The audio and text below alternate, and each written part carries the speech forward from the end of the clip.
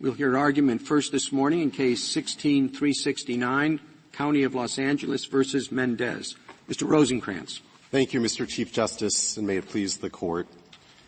Your Honors, when a police officer reasonably thinks to himself, as Deputy Conley did here, this is where I'm going to die, he has to be free to make the split-second decision to defend himself and those around him.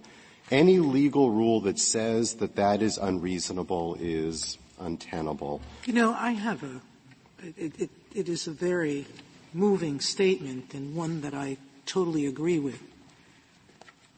But we're not asking the police officers to make that choice. When they feel in danger, they're going to take the step that's important to them, and I think that's absolutely right. The issue is who's going to suffer that loss? Who's going to take the financial penalty of that loss, not the death of the officer? And so the question to me is not that one. The question is, when does the police officer pay the victim who is suffering for that loss if the victim had nothing to do with causing the loss? Understood. Or was justified in whatever he or she did to protect themselves. So let's take the situation, which I think you concede in your brief, that of the police officer who, in the dead of night, dressed in casual clothes, breaks a window in someone's home and walks into their home. And we've given them a Second Amendment right to victims, people who own homes, to possess firearms to protect themselves. And the victim sees a stranger breaking in who doesn't announce himself, doesn't have a uniform, and is standing there breaking in. The victim shoots that police officer or points a gun at that police officer. And the police officer takes a gun and shoots them and injures them or kills them. Now, who bears the financial loss in that situation? The homeowner who has a right to defend him or herself and say, it's my life or yours, or the police officer who has taken unreasonable action in breaking into a home in the middle of the night without announcing him or herself? That's the question for me. Understood, Your Honor, and the answer to that question is quite likely the officer, but not because of the provocation rule, but rather because the officer has committed a clearly unconstitutional act, which is not just entering, but also failing to knock and announce, clear violation of clearly established law, which then proximately causes what unfurls next. Well, let's break that down, because I see two scenarios in this for which a victim could recover. One is an unconstitutional violation that proximately causes an injury. Okay, that's the theory you come to. And the second is if there was an unreasonable use of force by the police officer. You're taking out of the equation the second way of recovering? Yes, Your Honor. The use of force by the police officer at that moment was reasonable, but the police officer can be held liable for violating clearly established law, and in particular here, failing to inform the homeowner that this is an officer entering and what proximately flows from that. The problem with the latter theory, that is the provocation theory, as an excessive force matter, is there are multiple problems. The first is it imposes liability under plaintiff's approach for a new breed of constitutional tort, which is creating a dangerous situation without regard to whether it's a search or a seizure, or under your scenario, Justice Sotomayor, even the Ninth Circuit's test, there is something very incongruous about holding an officer liable for a use of force that is not excessive at the moment at which it is used and therefore is reasonable and therefore in compliance with the Fourth Amendment. And this goes — That's where I'm sorry, go ahead. Can I ask about the first theory? Because you said if there was a violation, excuse me, of the knock and announce rule and a death or an injury proximately caused by that violation, then there could be recovery. Is that what you said? That is what I said. Yes. So let me just amend with one. I said one additional thing. Knock and announce violation, and that violation is a violation of clearly established law. Of course. And this is the qualified immunity context. Everything has to be a violation of clearly established law. Quite right. So I guess the question is, why is this case any different? In other words, this case you don't have the knock and announce violation. You have a different constitutional violation, which is an unauthorized entry. And why would it not be the case that the death or injury in such a case is also proximately caused by that violation? In other words, proximate cause says what kind of things are foreseeable, and it says it sets an outer bound, and it says totally fluky, random things we're not going to say are proximately caused. But it doesn't seem to me a fluky or random thing to say that when there's an unauthorized entry into somebody's home, violence may well result. And so the proximate cause analysis seems to flow in much the same way, maybe not to quite the same, like with quite the same obviousness, but in much the same way as in your knock and announce example. Your Honor, so let's just be clear where we are. We're now talking about starting with the violation, that is the knock and announce violation, or the violation of it's searching without a It's a simple warrant. question, Mr. Yes. Rosencrantz. You said something about knock and announce. I say, why isn't the same theory applicable when the constitutional violation is unauthorized entry into somebody's home? For a very simple reason, Your Honor. We've got to start with a clearly established violation. Here, the only one in play is a failure to call a judge in advance and, for example, get a telephonic warrant. That is an unauthorized entry into somebody's home. Yes, it is. is. So that is the clearly established constitutional violation. Correct. Why isn't the proximate cause, why wouldn't it be that a death or injury that results when somebody goes into somebody's home without legal authorization, that one of the things that foreseeably can result from that is a shooting? Well, Your Honor, the answer is that calling the judge in advance would not have made a bit of difference in this case. Suppose this case. Police arrest without a warrant a man who's having dinner with his family and friends, white-collar crime. They did not get a warrant. They did have probable cause. They could have gotten a warrant. And he sues, and later the charges are dismissed. It was a mistake, but there were still probable cause. And he sues for fright and humiliation. Under your theory, you'd say, well, even if he got a warrant, he'd have the same fright and humiliation, so there's no damage. That's correct, Your Honor, because the warrant requirement — Well, then we simply have no way to enforce the warrant requirement.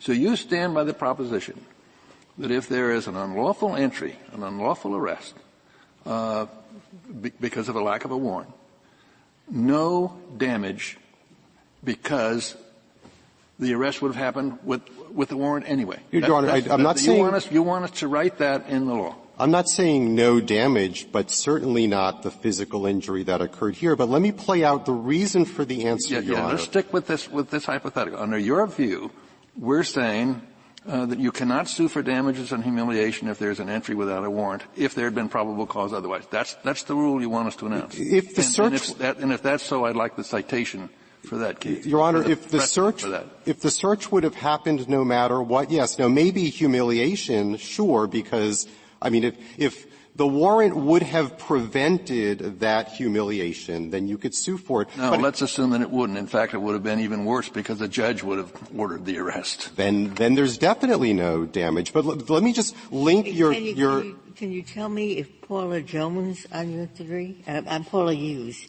Paula Hughes, the homeowner, who was there was no warrant and she was placed in a car, treated rather badly. would she have a 1983 claim? She may well have a 1983 claim, Your Honor, for the poor treatment when she was not actually a criminal. But I do need to – I do want to get to Justice Kennedy's question and link it to the answer that I never got to Justice Kagan. On the facts presented in this appeal, the judge would have granted the warrant no matter what because the deputies had probable cause, and the deputies then would have done exactly what they did here, and the result would have been exactly the same. Calling the judge would not have changed the outcome, and that's why there's no probable cause. And it's telling that but it might very well change. Proximate cause, sorry. It might very well change the outcome. When somebody shows up with a warrant, they show the warrant, they have legal authority. People act very differently than when somebody shows up with no warrant and says, I don't have authority, I'm coming in anyway. That's a very different set of circumstances that a homeowner has to respond to. And what foreseeably happens where there is a warrant is not the same thing. When a police officer has legal authority, tells the homeowner he has legal authority, the set of results that happens is just not the same as when a police officer says, I'm here, I don't have any legal authority, I'm coming in anyway. Your Honor, every fact that you've recited beyond not having the warrant is a fact that you've inserted into the scenario that is all about giving notice to the suspect. Warrants are not designed to give notice to anyone. You could show up with a telephonic warrant that shows that shows the homeowner nothing at all. This Court said in Grubbs it is not the perfect purpose Well, it's possible. I mean, I take the point, Mr. Rosenkranz. It's possible that you have a warrant in your pocket and you don't say anything about it, although that would seem like very silly, stupid police work.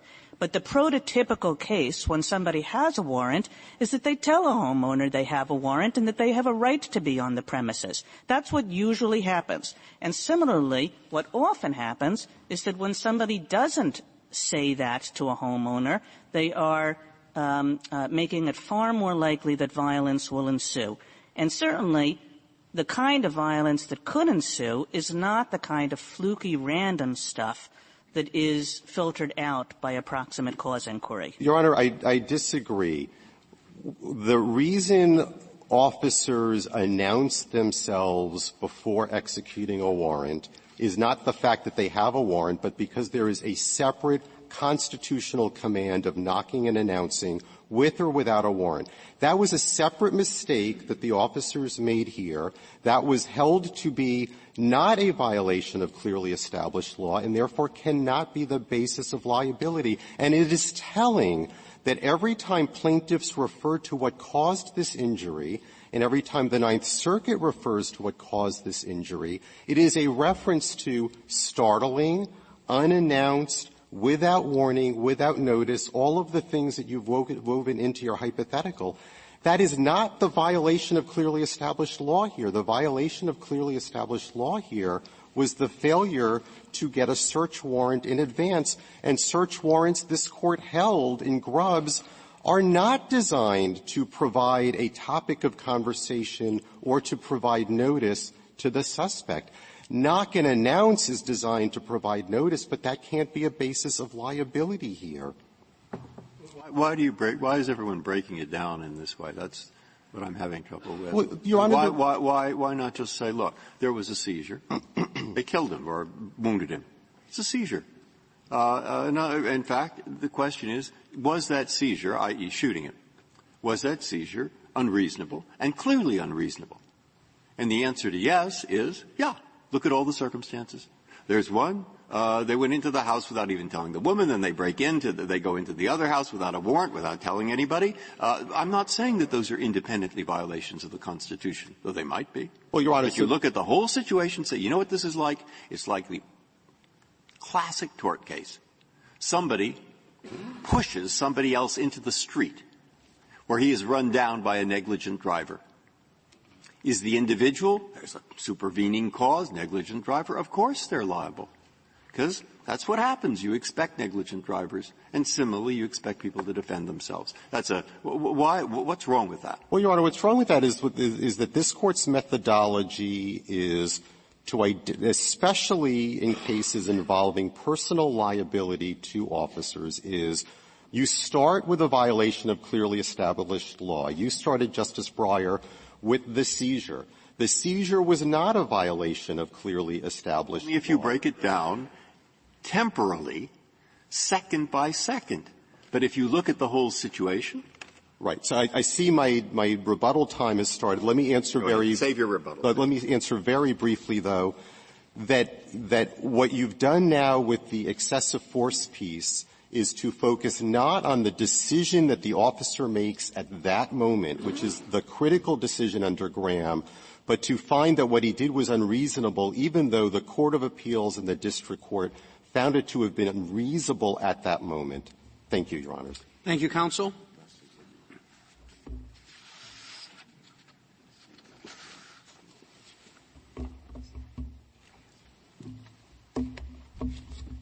Ms. Saharsky. Mr. Chief Justice, and may it please the Court, we have two questions in this case, and I think I'd like to pick up with where my co-counsel left off, which was with Justice Breyer's question, which I think goes to the first question presented. And I think the question was, why can't we just say that we can consider the facts of causing the situation as part of the reasonableness inquiry? And the answer there is because the question that we're answering under Graham is, was the officer's use of force reasonable in the circumstances that he faced? And those depend really on two sets of facts. One, what was the individual doing? Was the person a threat? Did he have a weapon, a propensity to use it? Was a member of the public at risk? Was he fleeing, committing a crime, et cetera?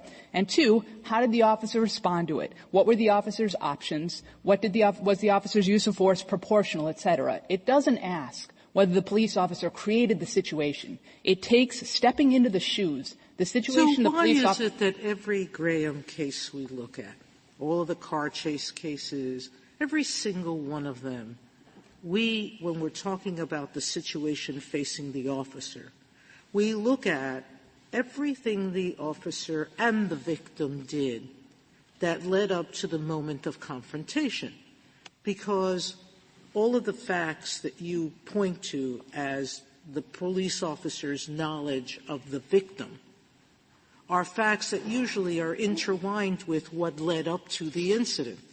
So if you look at a car chase, you're looking at a person who over an extended period of time has driven a car crazily, has put other people at risk, has swerved and missed other cars, done a series of things that the officer's aware of because he participated in the chase.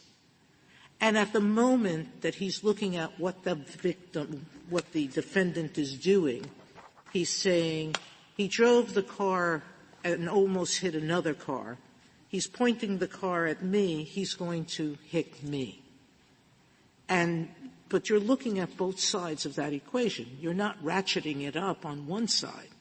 Well, you're right that you're looking at all of the facts and circumstances, but those that bear on whether the use of force is reasonable. And just to give an example, in Plumhoff, which was one of the car chase cases that the court addressed, the district court in that case said, well, the police officer was chasing him, so the police officer helped create the dangerous situation. And this court in footnote 3 of its opinion said, no, police, by doing their jobs, aren't responsible for creating the dangerous situation and don't forfeit the ability to defend themselves in the public. But why is it how they do their job?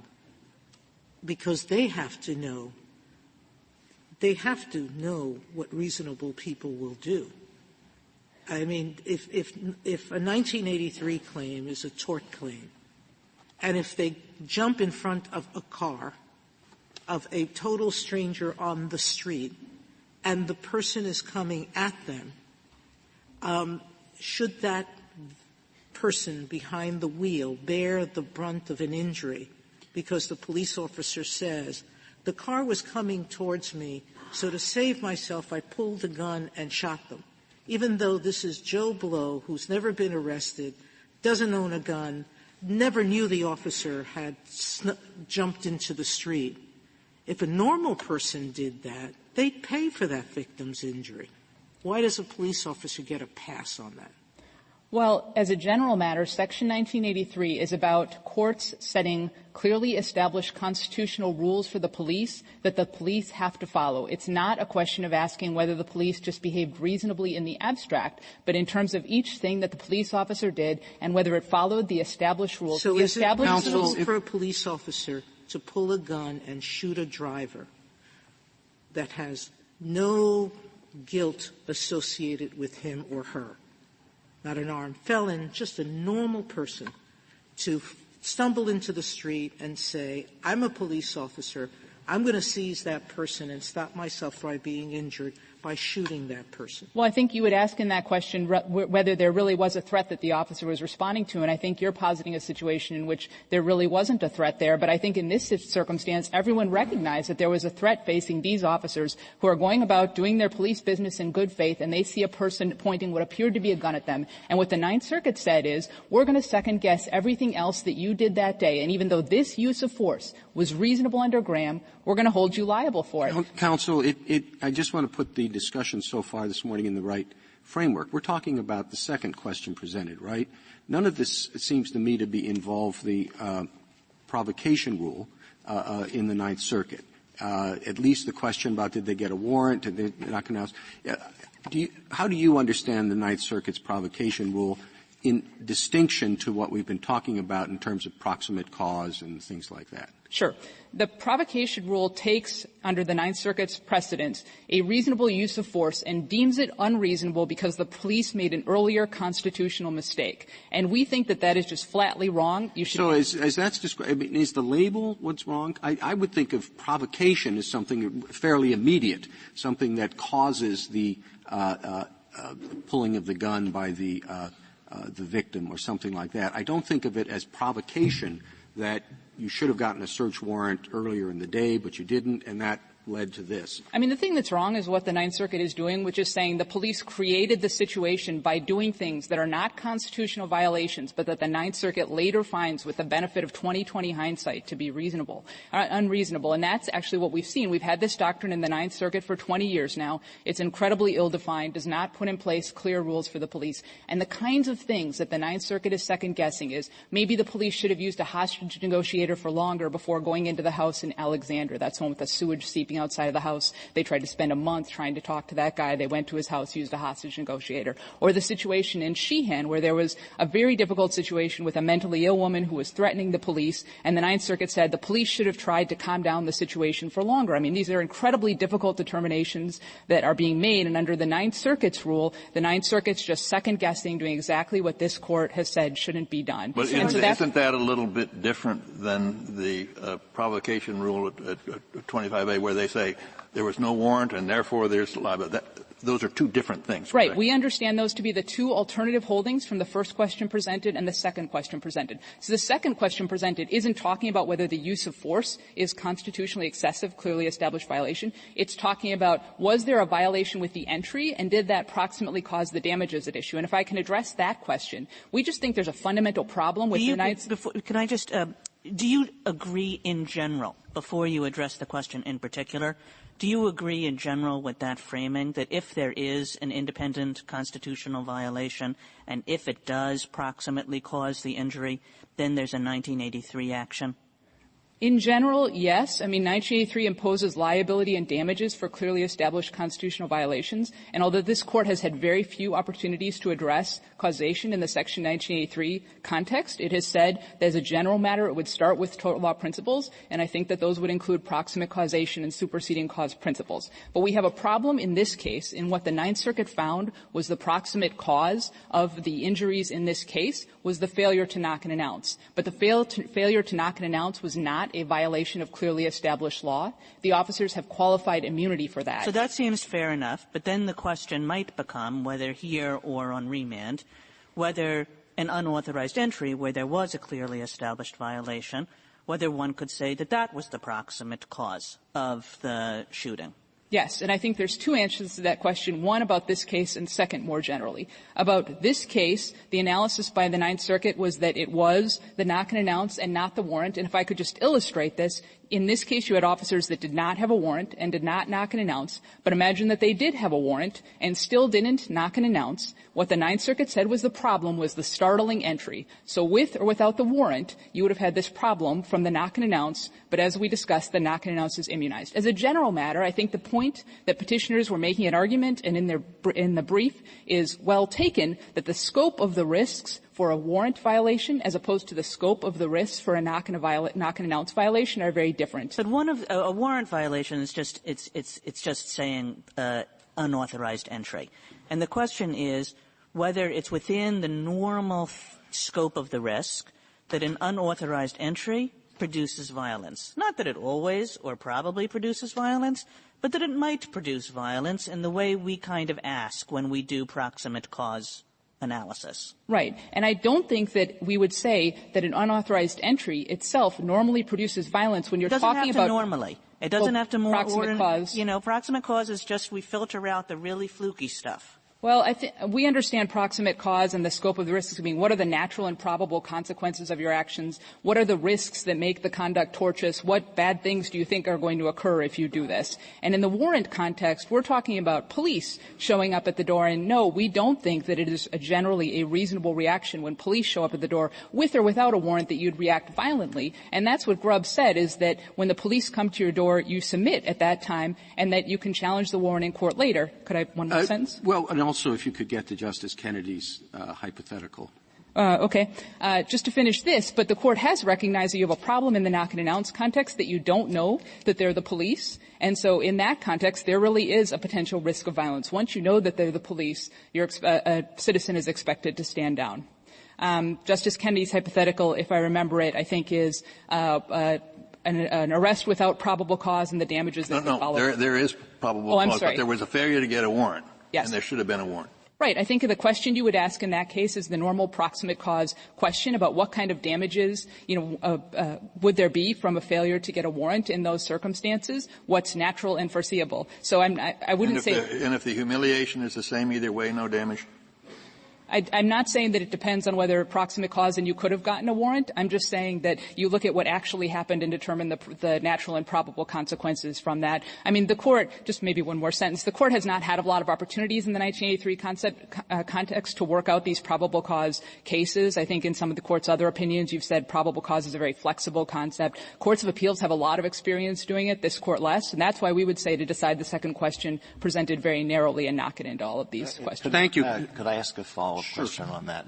If in Justice Kennedy's hypothetical there had been an application for a warrant, isn't it entirely possible, particularly under the facts that he hypothesized, that the judge would say you don't need an arrest warrant in this situation. You can ask the defendant's attorney to bring the defendant in and surrender. I know that that's happened quite a few times. Sure. That's something that could happen. Thank you. Thank you, counsel. Mr. Feldman. Thank you, Mr. Chief Justice, and may it please the Court. If the Court reaches the constitutional issue in the case, we believe that the Court should adopt the following standard. Where a government official takes action that foreseeably creates a need for the use of force and results in that use of force, Graham-Scott balancing should be applied to determine whether that action is objectively unreasonable. And we are not, as Petitioner's counsel suggesting to this Court that it adopt a new breed of a constitutional tort. This Court has always focused on the totality of the circumstances, and there is a long line of cases culminating in Kentucky v. King that recognizes the constitutional significance of predicate acts. Standard? The standard that we suggest that this Court adopt is that where a government official takes action that foreseeably creates a need for the use of force and results in that use of force, Graham-Scott balancing should be applied to determine whether that action is objectively unreasonable. Under Graham and Scott, courts would, of course, consider the governmental interest at stake, the nature and quality of the intrusion on the individual's Fourth Amendment interests, and the relative culpability of those affected by the decision. Are you defending the Ninth Circuit statement at page 22A of the petition appendix? Here the district court held that because the officers violated the Fourth Amendment by searching the shack without a warrant, which proximately caused the plaintiff's injuries, liability was proper. That is an appropriate way to find liability in this case. I just don't see the proximate cause between failure to get the warrant and what happened here. Well, there were two proximate causes here. One proximate cause was the unlawful entry. The entry was unlawful because there was no warrant. The second proximate cause, as the lower courts recognized, was the failure to announce. And it was those circumstances that are the objectively unreasonable behavior of the officer. Well, not the second one. I thought the failure to announce, they determined, and I understand you to accept it, that that was not a violation of clearly established law. That's right. And so what that means is that the cause of action cannot be brought, but the conduct doesn't disappear. And proximate cause principles are not based on whether a legal violation proximately caused harm, but whether the conduct caused harm. And the conduct that caused harm in this case was the entry without giving notice. If you take either one of those away, then, of course, the harm doesn't occur. That's another way of saying they are both necessary proximate causes as well as but-for causes. And when we look at the Kentucky versus King line of cases, what we see is that this Court has recognized that there are circumstances in which events allow police officers to take certain actions. That was a different context. It had to do with an exception to the warrant requirement. But the problem with your test, as you articulated and as I understand it, is that you start out with something that is said to be unreasonable, but it is not a violation of the Fourth Amendment. And you impose liability for that decision, not for the ultimate decision to use deadly force. And this has come up in the situation like Sheehan, where there's a dispute about whether it's reasonable for you have a mentally disturbed person, and let's say the person has a hostage in a house, or there's an innocent person there, and the mentally disturbed person is acting in a way that seems to present a serious threat to the innocent person in the house. And there's a dispute about whether it's reasonable for the police to enter as opposed to waiting for a psychological expert, or they only have negotiations for a short period of time before they enter, and it's argued that wasn't reasonable, that's not good police practice, they should have waited a longer period of time. And you end up imposing liability. And then once they go in, then they're in a life-threatening situation and they use force. You end up imposing liability for what is arguably a violation of best police practices, or something that is recommended by experts in this situation. That's what's anomalous about the rule that you've suggested.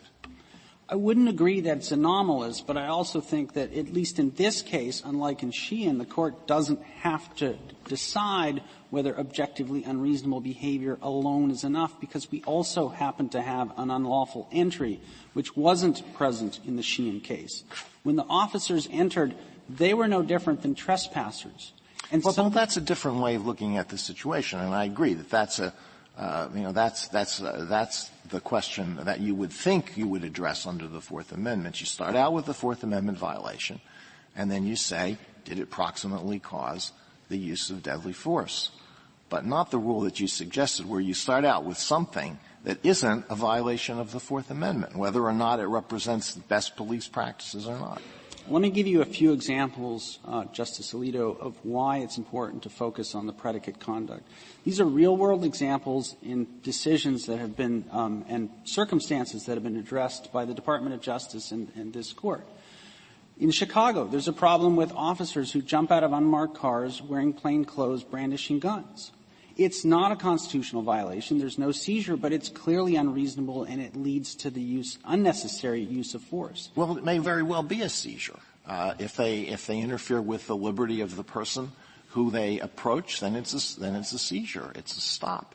And that would be the situation in the hypothetical that Justice Sotomayor mentioned, which was presented in your brief, where the police officer jumps in front of a car and doesn't allow the driver enough time to stop. And then as the driver is approaching the police officer shoots.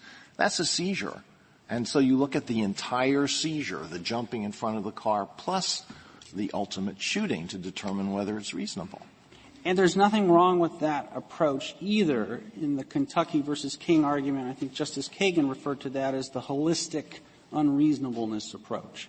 If you look at from the moment of time that the officers interact with somebody to the moment that there is a seizure, here that's the moment that the officers arrived at the Mendez's home until the moment that the officers fired their weapons into the Mendez's home and injured them, which effectuated the seizure. But the Fourth Amendment doesn't prohibit unreasonable interactions.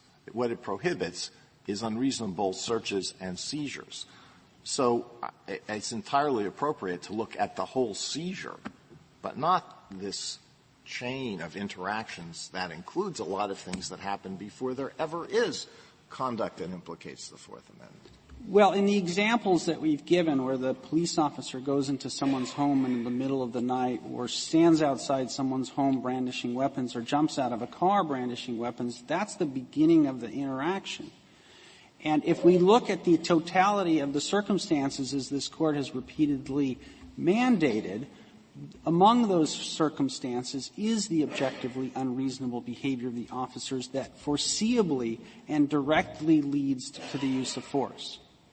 So whether we look at it through the Kentucky versus King framework, which is really where unreasonable or unconstitutional conduct prevents an officer from relying on certain circumstances to avoid liability, or we look at it holistically, there is an enormous amount of evidence in this record what these officers did was unreasonable. So how is that? That is, what I think the argument on the other side is in response, I was saying, look holistically.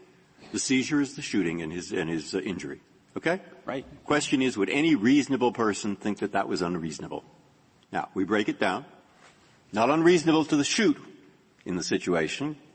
That wasn't unreasonable. So, two, they say, not unconstitutional or unreasonably wrong, not to not announced, because that's what the Ninth Circuit found, and the part that was wrong, not getting a warrant, made no difference. So they're saying 0 plus 0 plus 0 must equal 0. Okay? That, I think, is the argument I'm trying to put that I want to hear the answer to. Right. And I think the flaw in the reasoning is that what we have here are two necessary proximate causes. So what that means is if you take one away, the harm doesn't occur. If you take the other away, the harm doesn't occur. So it really isn't 0 plus 0 plus 0 equals 0.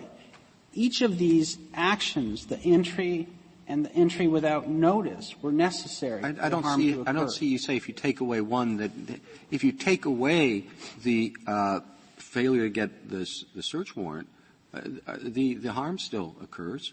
Right, because so why do you look at that as the basis for 1983 liability? Because what they're doing, Mr. Chief Justice, is they are changing the legality of the conduct, but they are not changing the conduct.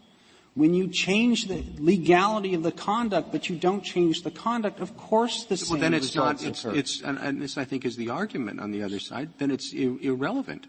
In other words, the search warrant is not going to change the conduct. But the failure to get the search warrant is the only thing that violated the standards under 1983. So it's not a proximate cause at all of the conduct because, as you've just said, it wouldn't have changed it in any way. The conduct is what we use to define proximate cause. Okay. The entry or the entry without notice. Right. That either did or did not proximately cause the harm. Right. It has to be illegal. But then why are we talking about the failure to get a search warrant? Why did that make a difference? It made a difference in this case because it is what makes the conduct of the police officers unconstitutional. That does not proximately cause. Well, the conduct of the officers proximately caused the injury. I guess I'm not understanding, Mr. Feldman, why you're quite making this distinction. I mean, why isn't it just, look, the entry without authority, the entry without a warrant, that's a clear but-for cause of the shooting. The shooting wouldn't have happened if there hadn't been the entry, right? Right. Now the question is it a proximate cause of the inquiry? And it seems to me you have to make a case, and tell me if you agree or don't agree, you have to make a case that unauthorized entry, that one of the things that foreseeably can happen with an unauthorized entry is that the person whose home it is will react with violence. I agree with you completely. And, of course, the foreseeability issue was the issue that was extensively litigated in the trial courts. Well, but I don't see how you can agree. I don't think it addresses at least my concern, which why and in what way did the failure to get a warrant cause everything that followed? It was the entry that caused. It was the entry. I'm with you there. I understand that. But the failure to get a warrant did not cause the entry. As I understand courts applying proximate cause analysis, we begin with the conduct, and we ask ourselves, did that conduct directly, that's the proximate cause issue, did that conduct directly lead to the harm? Right. If we answer that question, yes, we then look at whether that conduct was illegal. Okay. Now, there, maybe I'm just asking the same thing over and over again, and if so, I apologize. But how did the conduct, the failure to get the warrant, lead to the entry in this case? The entry, I apologize. I'm saying the same thing over and over again. Well, I'm asking the same thing over and over again. But I guess maybe I just, you, as I understand your theory, the failure to get a warrant caused, that's why we call it a provocation, I guess, caused the entry, which caused the confrontation. Is that right? I wouldn't say that the failure to get a warrant caused the entry. The officer's decision to enter is what caused the entry. So I don't know why the failure to get a warrant matters. Well, can I suggest why it might matter? I mean, there are two kinds of entry. One is, for these purposes, one is an authorized entry and one is an unauthorized entry. Now the question is, what kind of conduct does each of those kinds of entries provoke? If you're an authorized entry, you don't really think that it's going to provoke violence. But if you're an unauthorized entry, you do think it's going to provoke violence. So that the proximate cause, the proximate results of each of those two different kinds of entry are very different. Counsel, if I could interrupt you to ask a question. Why is it that whether it's authorized or not, you don't think it's going to prompt violence? The fact that you have a search warrant, you may have a search warrant and say, I've got to execute a search warrant to pick up this armed and dangerous felon. You may still think that's going to prompt violence. That doesn't have anything to do with the nature of the entry you're going to have to make later on. Knock and announce does, because if you just burst in, the person may reasonably think this is a burglar. But if you knock and announce, it doesn't. That does affect the nature of the conduct.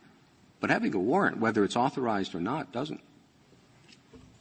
If the officers don't have a warrant and they enter, they are trespassers. The purpose of the Fourth Amendment is to treat them as trespassers. Well, let me give you two situations. Situation A, the officers get a warrant. They go to the residence. They knock on the door. The resident opens the door. They say, we have a search warrant. We're going to search your house. All right? Situation B, they don't get a search warrant. They think they have exigent circumstances. They knock on the door. And they, in both cases, they're uniformed police officers. They say, we're police officers. We're here. We're going to search your house. We don't have a warrant. We think we can search your house without a warrant because we have an exception to the warrant requirement. Now, is it more likely that there's going to be violence in the second situation than in the first situation? I don't see why there is. I would agree, Your Honor, that in those circumstances, it would not be more likely that there would be violence in one situation or the other. Well, then I don't see where there's proximate cause. Well, the proximate cause comes from the two things that the officers did that led directly and foreseeably to the confrontation and the violent confrontation with the homeowners. One is that they decided to enter, and that was unconstitutional. And the other is that they went in without giving any notice. And if you look at that through — making a presumption there that I think you have to address, which is, yes, they entered without a warrant, you're assuming it's unconstitutional. No one's addressed, and I don't think the Court did below, whether that entry had an exception for unconstitutionality. Was it an exigent circumstance or not? You're assuming that they didn't have a legal motive for entry. I'm willing to start with that assumption, but let's assume that a court below could say that the entry was lawful because it was pursuant to exigent circumstances. What would happen to your argument then?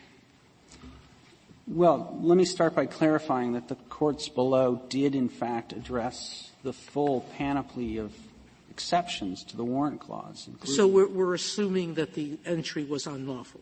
There were no exceptions to it in this case. Correct. Yeah, and in my hypothetical, what I neglected to say but should have said was that there weren't exigent circumstances. So the entry was unlawful, but they had a warrant. But you still have those two situations. In one case, they have a warrant. The other case, they say, we think, and they turn out to be wrong, that we don't need a warrant. But I asked you whether there's a greater risk of violence in one than the other. And I'd like to hear your answer. Why would there be a greater risk of violence in the situation where the resident knows that they are police officers and they're going to conduct a search, as opposed to the situation where there's a warrant? Any violence that the resident directs at the police officer is illegal in both situations, right? Right. It's not justified for them to attack the police. I don't know that they're police officers. I know you're a police officer, but I don't think you really have an exception to the warrant requirement, so I'm going to shoot you. They can't do that, can they? No. Mr. Feldman, you said there are two kinds of entrance, right? One is a trespasser entrant, and one is a non-trespasser entrant. Right. A guest entrant, let's call the person, right? Right. And when a trespasser enters your home, different sets of things foreseeably happen. Correct. Than when a guest enters your home. Correct. So it's not just an entry. The question is who's entering, a trespasser or a guest? Correct. And that is the problem with this case, is that when the officers pulled back the blanket, there was no indication and no reason for them to know that the Mendezes knew that they were police officers. So in the trespasser example, if the homeowner has a Second Amendment right, obviously she does, to point that weapon at the trespasser, and the trespasser then shoots the homeowner, that's murder. Yeah, but here, ordinary tort law, just pick up on this for a second. Mm-hmm. And don't answer it if it's a red herring. But, look, everybody's talking about causation. Maybe this isn't about causation. Perhaps it's about whether a reasonable person, namely a reasonable policeman, namely any reasonable policeman, would know in the circumstances that what he was doing was unconstitutional. What was he doing? Shooting someone. Why would he know it was unconstitutional? Well, here in ordinary tort law, case 1, the trespasser reasonably believes, but wrongly believes, that he's an invited guest. Case 2, he knows he's a trespasser. Okay? Does that make a difference to the result? It absolutely does make a difference to the result. Because? Because the legal principles that apply in those circumstances are different. The homeowner has a right to use force against an unlawful entrant. If the entrant is known to be a police officer, not because of the knock-and-announce rule, but because he sees the uniform, then the rules change. If the trespasser comes in and says, wait a second, I'm just your neighbor and I'm looking for some, to use your telephone, the rules would change. I'm just thinking, we want policemen to protect themselves. They have to. Of course they do. But there can be circumstances where, of course, that's true that they have a right to protect themselves. But the background circumstances are such that there's no justification for the whole ball of wax. Correct. And that's, I think, what your argument is in respect to the warrant. If not the knock-and-announce, you can't deal with that anymore. So it's the whole ball of wax which has less justification. And it is clear that the action from A to Z is what caused the death. Now, what you haven't really strongly argued that, so I'm a little hesitant to bring it up. Well, in a sense, that's the petitioner's test, but not quite. I mean, what the petitioners would tell you is that you can at least give these officers knowledge of what has happened beforehand. And here's the four things those officers knew, which I think goes to the holistic reasonableness. First, they knew they were entering someone's house. Not subjectively, objective. The reasonable officer on the scene knew that they were going into someone's house. The objectively reasonable officer on the scene knew it was an unlawful entry. The objectively reasonable officer on the scene knew that this was the Mendez's house. And the objectively reasonable officer on the scene knew that the Mendez's had no way of knowing that the officer was a police officer. So in that circumstance, it is objectively unreasonable and it is a Fourth Amendment violation to use force. If we look at it holistically, if we look at it through sort of the segmented approach of Kentucky versus King, then it's the unreasonable actions that got the police officer into that situation that preclude him from avoiding liability based on the fact that Mr. Mendez moved a gun. And I would agree with the comments that were made earlier that this isn't about telling police officers they can't take actions to protect themselves. We know that they will. The question in the end is who bears the brunt of the officer's unreasonable conduct. Because there's no allegation here that the Mendez's did anything wrong. If somebody comes into your house and you move a gun, you have a Second Amendment right to do that. If you're in the privacy of your own home, the Fourth Amendment tells you that you can do anything you want as long as it's not illegal. And moving a gun certainly isn't illegal. So in the end, what happened here was prompted by the officers, not by the Mendez's. The only exception to that, of course, is the superseding cause doctrine. And we believe that this Court can resolve this entire case based on the superseding cause doctrine and the fact that the proximate cause doctrine we submit was not properly. Let's go to that superseding cause document. Earlier you said to Justice Alito that if a police officer unlawfully enters your home, announces him or herself, shows you a badge, and you pull out a gun and point it at him or her, that officer would not be liable for shooting you because presumably that person, knowing that you're a police officer, if they pull a gun on you, they're responsible for the consequences, correct? Correct. All right. So what's the difference between that scenario and this one? Why isn't Mr. Mendez's, I don't think there's a dispute that he was moving the gun not because he heard the police officers, but he just wanted to get it out of the way, that there was no intent on his part. But why isn't it just like the other person who points the gun at someone? The difference is culpability. The test that we have proposed for superseding cause allows police officers to avoid liability if they can show either that the intervening act was unforeseeable or culpable. If somebody... This is standard tort law. Yes, correct? It is. It flows directly from the restatement, and this Court has addressed these issues in the Exxon case and the Staub case. And culpability is significant. And so if an officer enters someone's house, whether it's illegal or not, and the occupants know that the police officer is a police officer, and yet they point a weapon at the police officer, our concession, if you can call it that, would be that that was a superseding cause. And when you look at the case law, all of the cases, I think, address the issue the same way, including, of course, the Bodine decision. Well, why wasn't there superseding cause here after the failure to get the warrant? There was no superseding cause. But my understanding of your argument is that you are defending the Ninth Circuit's holding that because the officers violated the Fourth Amendment by searching the house without a warrant, that was the proximate cause. You're defending that. I believe that is a correct holding.